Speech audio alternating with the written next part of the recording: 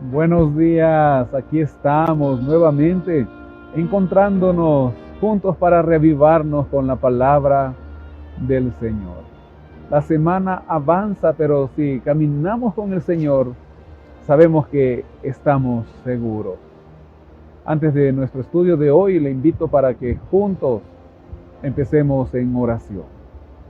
Nuestro Señor, gracias por este día nuevo que nos regalas, por las bendiciones y por la vida. Señor, vamos a estudiar tu palabra y pedimos nos dé sabiduría para entenderla, para entender el mensaje y el llamado que tienes para cada uno de nosotros. Oramos, Señor, en el nombre de Jesús. Amén. Amén.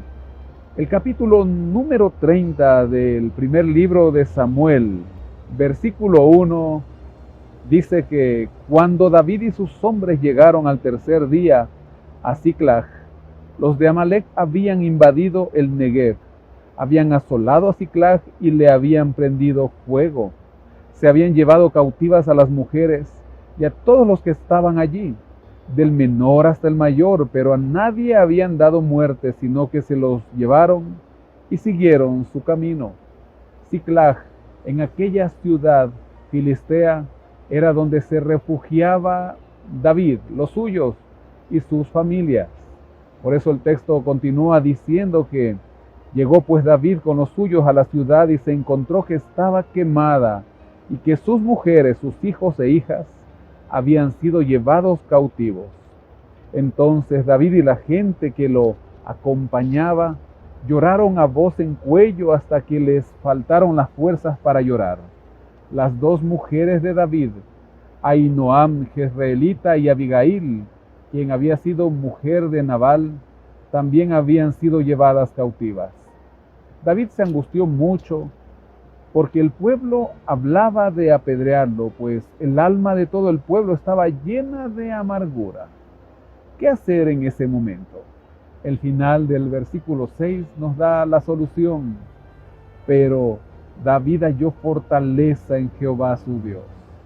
Claro que sí, en momentos de aprieto, de apremio como los que se encontraba David, no hay nada mejor que confiar en la providencia de Dios.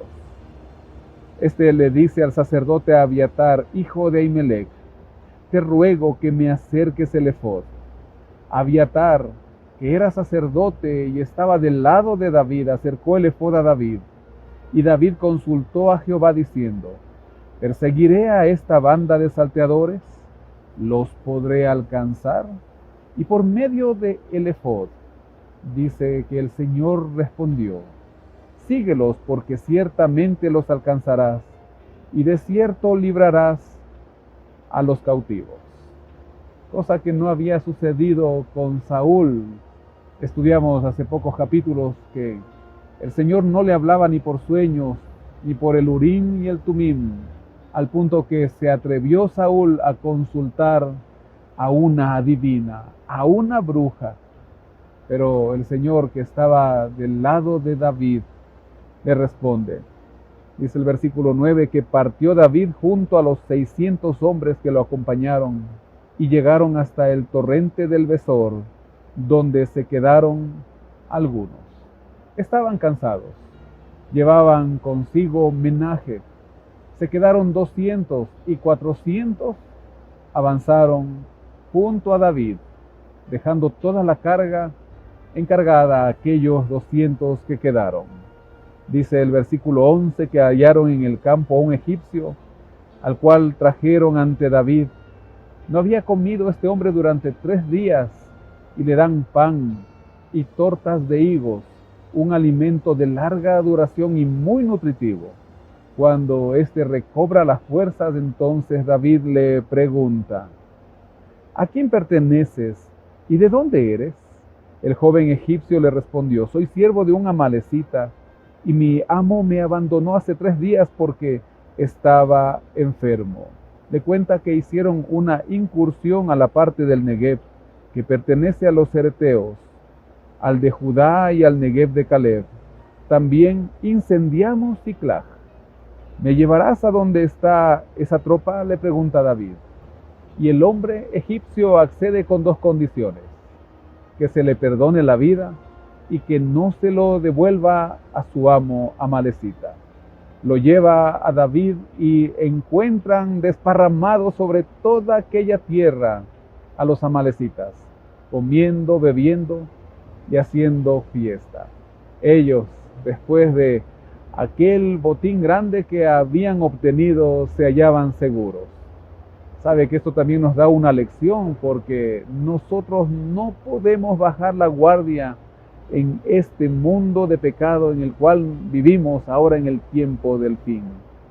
Sí, si en algún momento se siente tranquilo, feliz, que el Señor ha cumplido el propósito en su vida, amén. Pero nunca baje la guardia, porque el enemigo está acechando. Dice el texto que David los atacó, los batió desde la mañana hasta la tarde del siguiente día. Y en el verso 18, rescató David todo lo que los amalecitas habían tomado y libró a sí mismo a sus dos mujeres. No les faltó nadie, ni chico ni grande, así de los hijos como de las hijas, ni nada del robo, de todas las cosas que les habían tomado. Todo lo recuperaron. Qué hermoso, qué buena noticia. No les faltó nadie. Cuando Cristo venga, ¿será que de nuestra casa faltará alguien? Ojalá cuando estemos en las nubes de los cielos podamos decir: no ha faltado nadie. Aquí están todos los que me diste, Señor. Cuando David retorna junto a los 400, los rescatados y todo el botín, llegan donde estaban los 200 que quedaron atrás. Pero dice el verso 22 que todos los malos y perversos que había entre los que iban con David se pusieron a decir: puesto que no han ido con nosotros, no les daremos del botín que hemos recuperado. Que cada uno tome a su mujer y a sus hijos y se vaya. Pero David les reprende y les dice: no hagáis eso, hermanos míos, con lo que nos ha dado Jehová. Nos ha guardado y ha entregado en nuestras manos a los salteadores que nos atacaron. ¿Quién os dará razón en este caso? Porque conforme a la parte del que desciende a la batalla, así ha de ser la parte del que se queda con el bagaje, les tocará por igual. Un hombre que, guiado por Dios, actuaba de manera justa. Dice el texto que desde aquel día en adelante fue esto ley y norma en Israel. Tanto el que quedaba como el que iba a la batalla recibía la misma cantidad. Cuando llegó a Siclag, envió parte del botín a los ancianos de Judá, y sigue diciendo el texto: a los ancianos de todas las ciudades donde había estado junto a sus hombres, pues en aquellos lugares habían sido ayudados y favorecidos mientras eran fugitivos, mientras huían de Saúl. Hoy el Señor quiere actuar por medio nuestro, que seamos justos, pero para ello debemos pedir sabiduría. Y la sabiduría, como sabemos, viene de Dios. Pongámonos en las manos del Señor. Nuestro Padre, gracias, Señor, por tu cuidado, por tu misericordia y por el consejo que dejas en tu santa palabra para nosotros. Que actuemos de manera justa, sabiendo que aún el problema que tenemos, por más difícil que sea, si caminamos contigo, si ponemos nuestra confianza en ti, tú serás nuestra fortaleza. Señor, sé nuestra fortaleza hoy. Pedimos tu bendición en el nombre de Jesús. Amén. Amén. Que el Señor le bendiga. Tenga una excelente y feliz jornada.